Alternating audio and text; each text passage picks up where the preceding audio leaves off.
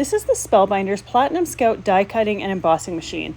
It has the same power and universal plate system as the larger Spellbinders Platinum 6 machine, but it's more compact.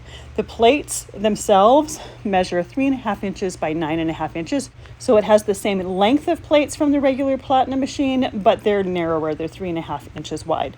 And it fits most of the Spellbinders dies, except for the larger ones. It does come with its own special embossing folder as well as its own special die set. And I love the fact that it has or uses the same universal plate system as the regular machine. So if you're used to that, it's very easy to get used to this. I did tape my dies down to my cardstock so that they wouldn't move around in place while putting the plates through the machine. It cut absolutely beautifully, and knowing that my plates weren't going to shift and move because I taped them down was perfect. I love how on the base plates it tells you exactly which plates you need to use for whatever you're wanting to do with the machine at that time, whether it's die cutting, whether it's embossing a die. It makes it really easy to know what stacking to use and have that written right on the plates.